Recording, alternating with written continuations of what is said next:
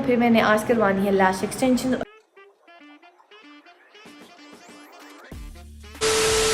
जी तो आज का दिन शुरू हो गया। मैंने जल्दी जल्दी से अपना फेशियल करवाया है और अब मैं ऊपर आ गई हूँ सैलून से। अब मैं जल्दी से शावर लूँगी ताकि मैं फ्रेश हो जाऊँ। फिर मैंने आज करवानी है लैश एक्सटेंशन और एक्रेडिक्स।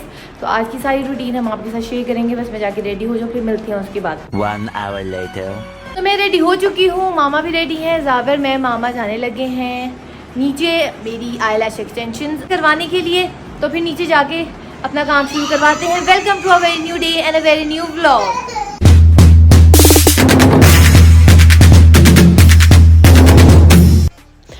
आईलैश एक्सटेंशन एक बहुत ही इजी प्रोसेस है। 1 बाय 1 करके आपकी आइज़ पर डिफरेंट लेंथ्स की जो आईलैशेज़ हैं उसको स्टिक किया जाता है। ये प्रोसेस बिल्कुल भी पेनफुल नहीं है और बहुत ही आराम से ये पूरा प्रोसेस हो जाता है।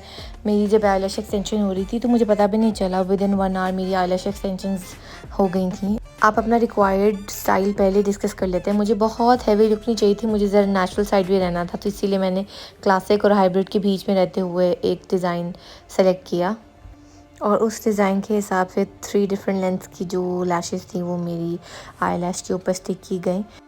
ये रही मेरी फाइनल लुक और एंड पे फिर जो भी टेप वगैरह किया हुआ था उसको उतार दिया और मेरी आई लैशेस बहुत प्यारी लग रही थी, नेचुरल भी लग रही थी और जो है वॉल्यूम भी आ गया था और लेंथ भी आ गई थी। कुछ डिफरेंट एंगल से आई लैश एक्सटेंशन के बाद की लुक को मैंने यहाँ पे अटैच कर दिया है ताकि आप लोगों को क्लियरली नज़र आ जाए। जी तो मैंने करवाई है लैश एक्सटेंशन और मैंने आपको सारा प्रोसीजर भी दिखाया है।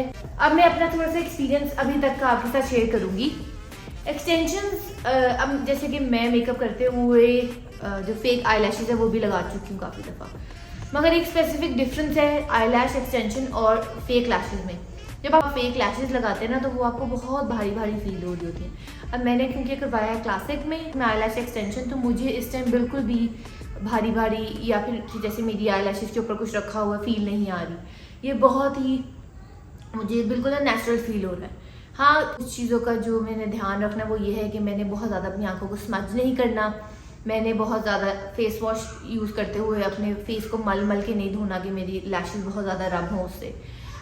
उसके अलावा मामा ने मुझे बताया कि जब मैं मेकअप करूँगी तो मैंने अपने जो ब्रशेज जिनसे मैं आई मेकअप करी उनको भी बहुत ज़्यादा अपनी लैशेज के ऊपर जो है वो रब नहीं होने देना। सेकेंड चीज़ ये जो एक चीज़ है जो वेरी करती है पर्सन टू पर्सन, ये है कि आपकी स्किन पे कितना ऑयल प्रोड्यूस होता है। लाइक आपकी स्किन ऑयली है, ड्राई है, कैसी है। आपने अपनी आई के सारे एरिया को ड्राई रखना है। लाइक बहुत ऑयल या ऐसी चीज़ें नहीं आने देनी। दूसरा चीज़ ये टाइम टू टाइम स्पूली से आपने अपनी आई लैशेज को कर्ल करते रहना है ताकि वो खुली खुली रहे। ठीक है, तो ये कुछ चीज़ें थी जिनका आपने ध्यान रखना है। अगर आप इन सब चीज़ों का बहुत अच्छे से ध्यान रखें तो मिनिमम ये लाइक 20 डेज तक लास्ट कर जाती हैं और उसके बाद फिर जब कुछ कुछ आपकी लैशेज वहाँ से निकलेंगी तो आपने वहाँ पर अपने फिलिप्स करवाने हैं।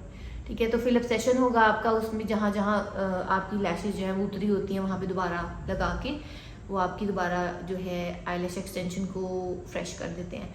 तो मेरा एक्सपीरियंस तो बहुत अच्छा रहा है, अभी मुझे बहुत अच्छा फील हो रहा है। एक बात यह है कि आपकी बिल्कुल लुक चेंज हो जाती है। लाइक अगर आप मुझे इन रियल देखेंगे ना तो मेरी एक लुक डिफरेंट आएगी। हाँ, एक और चीज़ जो मुझे बताई है मामा ने वो ये है कि मैंने मस्कारा नहीं लगाना।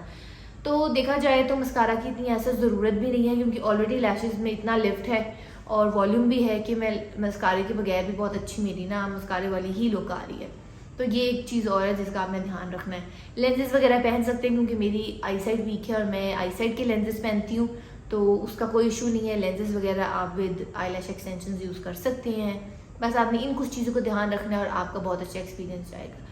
अब मैं आफ्टर 14 डेज़ आपके साथ अपना एक्सपीरियंस शेयर करूँगी कि 14 डेज़ मेरी लैशेज़ कैसी चली और कोई मुझे उसमें प्रॉब्लम फील हुई या किस तरीके से मैंने क्या क्या किया इसको मेंटेन रखने के लिए। और फिर मैं 14 डेज़ के बाद आपको ये सारी बातें बताऊंगी। तो अगर आपको आज का ब्लॉग पसंद आया और इन्फॉर्मेटिव लगा तो लाइक करें, शेयर करें, सब्सक्राइब करें। पर जाने से पहले एक और बात कहती चलूँ, मैंने स्टार्ट में आपको कहा था कि मैं आज नेल एक्सटेंशन भी करवाऊंगी, मगर क्योंकि अब लेट हो गया है और मुझे कुछ और काम भी देखने हैं, पैकिंग वगैरह करनी है, जाना है लाहौर, तो नेल एक्सटेंशन इंशाल्लाह मैं करवाऊंगी कल और वो भी मैं आपके साथ शेयर करूँगी। तो मिलते हैं कल अगले एपिसोड के साथ। Bye bye.